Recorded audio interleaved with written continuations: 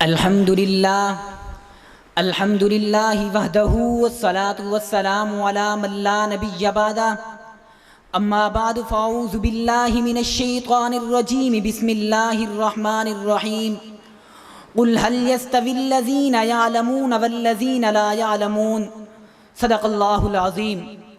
انتہائی واجب الاحترام، قابل صد احترام، معزز مکرم محترم ذی وقار علماء اکرام، آج کی اس بارونق و بابرکت نشست میں جس موضوع پر کتاب تاریخ کی ورق گردانی کرتے ہوئے کچھ حقائق کو آپ کی سماعتوں کی نظر کرنے چلا ہوں، وہ ہے دینی مدارس کے ہم پر احسانات۔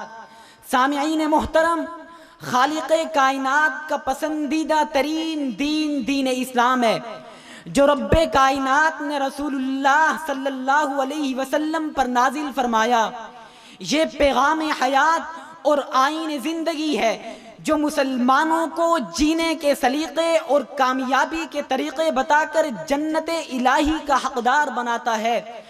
اسلام کے بغیر زندگی اس بنجر زمین کی مثل ہے جس کی کوئی قدر و قیمت نہیں ہوتی۔ اسلام انعامات الہی میں سے بڑا قیمتی انعام ہے جس کے سامنے سب دنیاوی نعمتیں ذرہ بے مقدار ہیں، مگر سوال یہ ہے کہ اسلام کی روشنی ملتی کہاں سے ہے؟ کیا اسکولوں اور کالجوں میں اسلامی تعلیمات کی شمع روشن ہے؟ کیا دنیاوی علوم کے فروغ میں مصروف یونیورسٹیاں اسلام کے نور کو عام کرنے پر کمر بستہ ہیں؟ جی نہیں، یہ مساجد و مدارس ہی ہیں جو دین کے قلعے اور اسلام کے سرچشمے ہیں۔ یہ دینی جامعات ہی ہیں جو ہدایت کے مرکز اور روحانیت کے منبع ہیں۔ دینی مدارس نے امت کو کیا کچھ نہیں دیا؟ دینی مدارس نے امت کو اسلامی اقدار کے حامل افراد دیے جن کو دیکھنے سے اللہ یاد آ جائے۔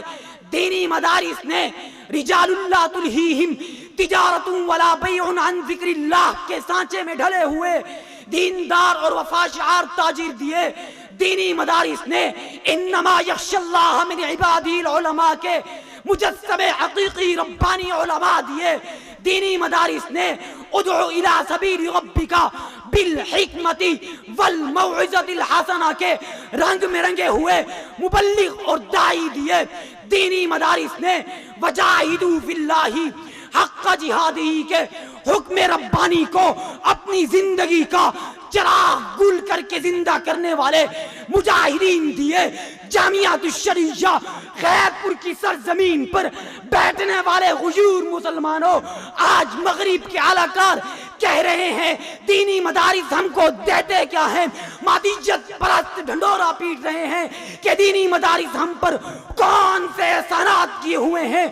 غیروں سے کہا تم نے، غیروں سے سنا تم نے، کچھ ہم سے کہا ہوتا، کچھ ہم سے سنا ہوتا۔ آئیے گلشن رشید کا ایک ادنا سا طالب علم آپ کو بتلاتا ہے کہ دینی مدارس نے ہم کو کیا دیا۔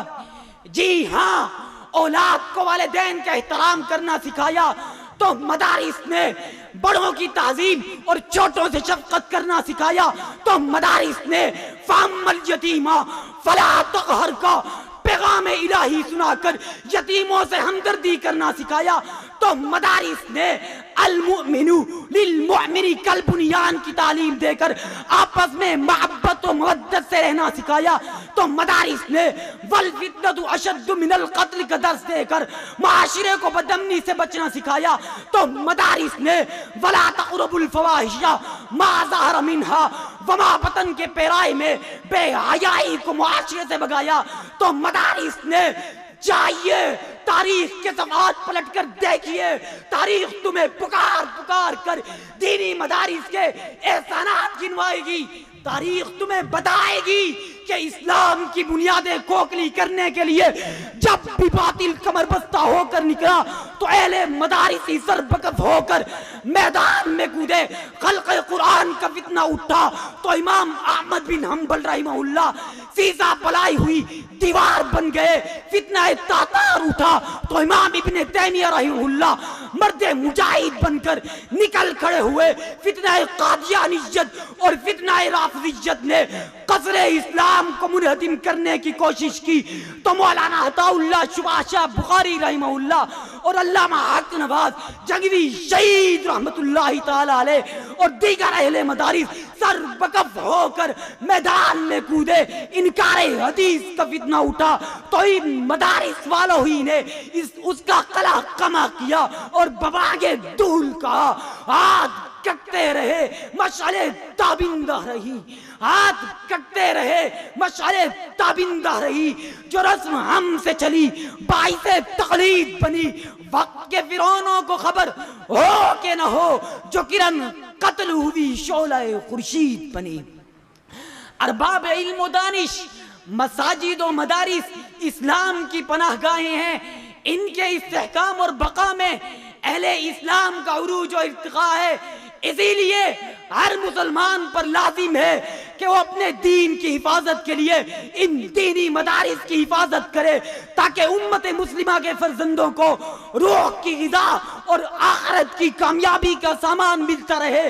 میں آخر میں فقط اتنا ہی کہوں گا, اگر یہ مساجد مدارس نہ ہوتے, جہاں میں کہیں بھی مسلمان نہ ہوتے, بظاہر بشر سب درندے ہی ہوتے, زمین پر کہیں نیک انسان نہ ہوتے, اگر راہ دکھاتے نہ اہل شریعت, جبینوں میں سجدے تڑپتے ہی رہتے, کسی کو بھی توفیق توبہ نہ ہوتی, کسی کی بھی بخشش کے سامان نہ ہوتے, اگر یہ مساجد مدارس نہ ہوتے, جہاں میں کہیں بھی مسلمان نہ ہوتے. وما علینا الا البلاغ المبین.